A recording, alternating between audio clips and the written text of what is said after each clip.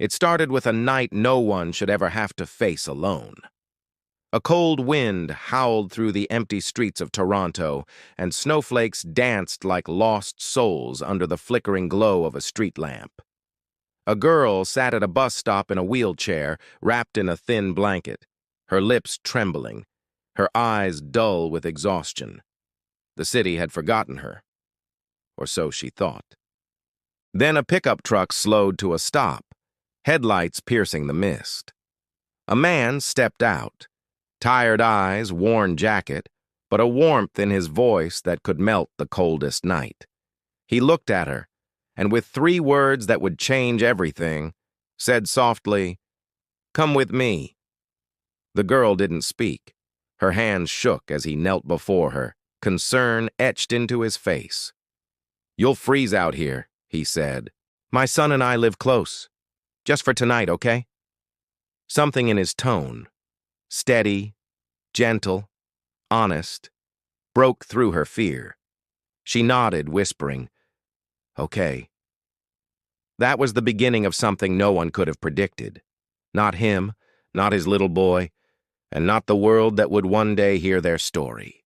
Ethan Brooks was a man used to long nights, a single father. He spent his days fixing broken things, heating systems, engines, hearts worn thin by loneliness. But nothing prepared him for that girl at the bus stop. As he lifted her gently into the truck, he noticed her wheelchair was old, rusted, a wheel bent from years of use. Her name, he soon learned, was Claire. 17, paralyzed from an accident 2 years ago. No family left, no home. He drove in silence for a while, his son Liam peeking from the back seat, curious. "Dad," Liam whispered, "is she okay?" Ethan glanced at the girl curled under his jacket. "She will be," he said quietly, though he wasn't sure himself. The heater hummed. Snow fell harder. By the time they reached their small, rented house, Claire had fallen asleep, for the first time in days, her head resting against the fogged-up window. Liam helped as best as a 7-year-old could. He ran to fetch blankets, hot cocoa, and his favorite stuffed bear. "She can borrow this," he said proudly. Ethan smiled faintly, remembering how his son had grown up faster than he deserved after his mother's passing. They tucked Claire onto the couch near the old fireplace. When she woke, she flinched at first, unsure where she was. "You're safe," Ethan reassured. "It's warm here." Her eyes filled with tears she hadn't let fall in months. "Why are you helping me?" she whispered. "Because someone once helped me," Ethan said simply, and walked to the kitchen before his own memories caught up to him.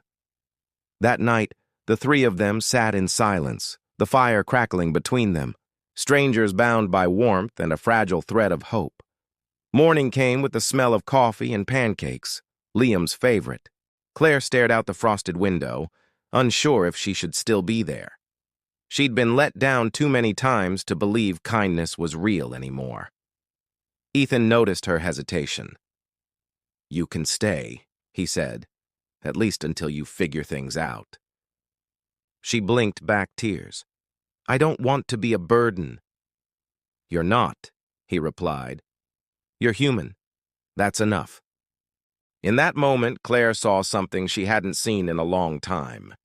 Compassion without condition. Days turned into weeks.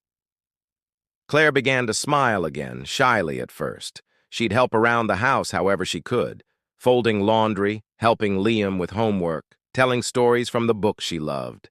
Liam adored her. He'd ask endless questions about her wheelchair, her favorite color, her dreams. "I want to walk again someday," she said softly one night. "Not just on legs, but into a life that means something." Ethan watched her from across the room, realizing that his house no longer felt empty.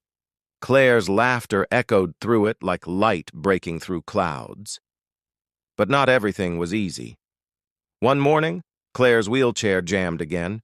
Ethan knelt beside it, tools in hand, frustration on his brow. "This thing's beyond repair," he muttered. She bit her lip, ashamed. "I can't afford another." He looked up, meeting her eyes. You don't have to. A week later, he surprised her with a refurbished chair, one he'd stayed up all night restoring himself. When she tried it, rolling smoothly across the floor, tears streamed down her face. "Ethan, why are you doing all this?" He smiled. "Because people like you remind people like me why we're still here." Winter deepened. Bills piled up. Ethan's work slowed. There were nights he'd skip dinner so Liam and Claire could eat. Claire noticed, and one evening after Liam went to bed, she confronted him. "You're helping everyone but yourself," she said. "You can't keep giving from an empty cup." Ethan sighed, rubbing his temples. "That's just life, Claire." "No," she replied, voice trembling. "That's survival. You deserve more than that. We all do." Her words struck him harder than he expected. For the first time in years, someone was looking out for him. Claire began searching for ways to help. She reached out to local community centers, offering to tutor kids online for small donations. She wanted to contribute to ease Ethan's load. Slowly, she started earning, not much, but enough to help with groceries. When Ethan found out, he didn't know whether to be proud or angry. "I didn't bring you here to work," he said. "I know," she replied softly. "But I came here to live." Her resilience inspired him. For the first time since his wife's passing, he felt hope wasn't a foolish word. One afternoon, Liam came home crying. Some kids at school had teased him for having a cripple living with them. Ethan's blood boiled, but Claire handled it differently. She knelt beside Liam and said, "You tell them this, that sometimes heroes don't wear capes. Sometimes they sit in wheelchairs and still make the world a little better every day." Liam smiled weakly. "You're my hero," he said, hugging her tightly. Ethan turned away, tears burning his eyes. Spring began to melt the snow. Claire was getting stronger, not physically, but inside. She laughed more, dreamed more, and one morning told Ethan she wanted to try physical therapy again. "I can't promise I'll walk," she said, "but I can promise I'll try." He nodded, pride swelling in his chest. "Then we'll all try with you." Every session was grueling, every small movement a victory. When she managed to stand for 5 seconds with support, Liam clapped and shouted, "You did it!" And for the first time since her accident, Claire believed she really might.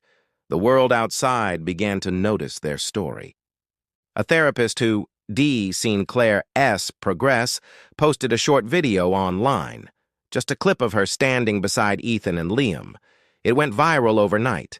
People from across the country sent messages of love and support. Some even donated for her continued treatment. Claire cried when she saw the kindness flooding in. "I thought the world stopped caring," she said. Ethan smiled softly.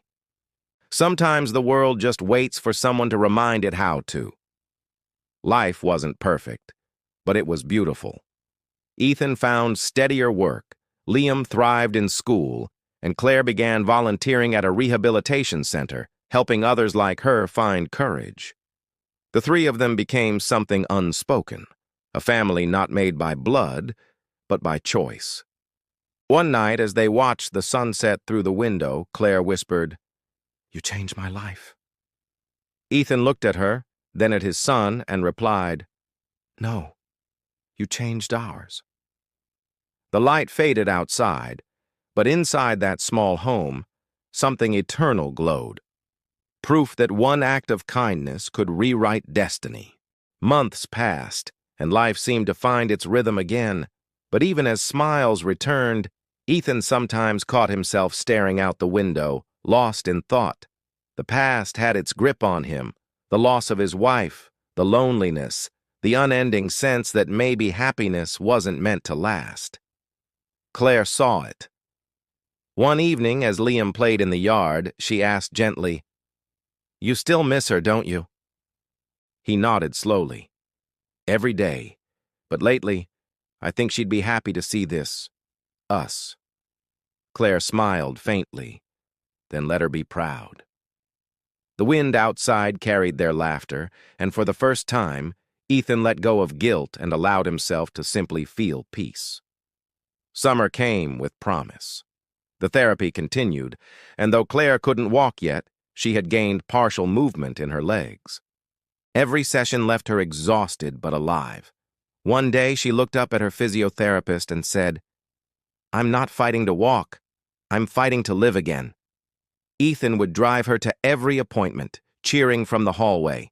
Liam would hold handmade signs saying, "Go, Claire, go." Her determination became the pulse of their small home, the reminder that pain could grow into purpose if faced with love. The day she managed to stand without braces for 10 full seconds, everyone in the room cried, especially Ethan. But miracles don't always come easy. One afternoon, Ethan's employer announced layoffs. His name was on the list. He tried to hide it from Claire and Liam, but the silence at dinner gave him away. Claire's eyes filled with worry. "We'll figure it out," she said quickly. "Maybe we can start something together. Something online." Ethan wanted to believe her optimism, but fear gnawed at him. Bills, therapy, food. It all felt like too much. "I can't risk you two going through this," he murmured. Claire reached for his hand. "We're not going through this. We're in this together." That night, Ethan cried quietly for the first time in years, not from despair, but from realizing he wasn't alone anymore. Claire had an idea. Using her tutoring experience and Ethan's mechanical skills, they created a small online service, Fix and Teach. Ethan offered repair lessons through short videos, while Claire helped people learn skills online, from budgeting to resilience coaching. It was slow at first, but little by little, it caught attention. People were drawn not just to their work, but to their story. Liam became their tiny manager, filming videos with a shaky phone camera. "Dad, smile more," he'd giggle. Their laughter filled the house again. In helping others rebuild their lives, they unknowingly rebuilt their own. One evening, they received an email from a woman named Margaret Hastings, a director of a community foundation in London, Ontario. She'd seen their videos and wanted to feature their story in a documentary about resilience. Ethan was skeptical, but Claire felt it was fate. "People need to see that kindness still exists," she said. The film crew arrived 2 weeks later. Lights, cameras, microphones. It all felt surreal. Claire sat in her wheelchair, hands folded, eyes shimmering. "I was a girl nobody noticed," she said to the camera. "But one man stopped and said 3 words that changed my life." The crew fell silent. The director whispered, This is what humanity looks like." The documentary aired across the country. Overnight, messages poured in. Donations flooded their account, offers for partnerships, speaking engagements, and even rehabilitation grants followed. The small family that once struggled to buy groceries became a symbol of compassion that moved millions. But fame brought pressure too. Claire began to doubt herself. "I don't want to be a story people just cry over," she told Ethan. "I want to be a story that does something." Ethan nodded. "Then we'll make it happen." They decided to open a small non-profit, the Come With Me Foundation, dedicated to helping homeless and disabled youth find shelter, care, and hope. Opening the foundation was harder than they imagined. Permits, paperwork, funding, every step was a challenge. There were days Ethan felt defeated. But then he'd see Claire mentoring other wheelchair-bound teens, her laughter echoing in the hallways, and his faith would return. One afternoon, as they painted the walls of their new center, Liam dipped his hands in blue paint and pressed them on the wall. "Family forever," he said proudly. Claire smiled, adding her own handprint beside his. Ethan placed his over both. 3 handprints, 1 story, 1,000 hearts touched. Months later, the center opened officially. The mayor attended, reporters filled the lawn, and Claire gave a speech that would be remembered for years. Her voice trembled at first, but her words carried strength. "Kindness," she said, isn't charity, it's recognition that we all belong to each other in some way. Applause thundered. Ethan stood behind her, holding Liam's shoulders, his eyes wet. Claire looked back at him and smiled, the same way she had the night he found her, except now she was no longer the girl who needed saving. She had become the light that saved others. Time moved forward. The foundation grew, helping hundreds of people each year.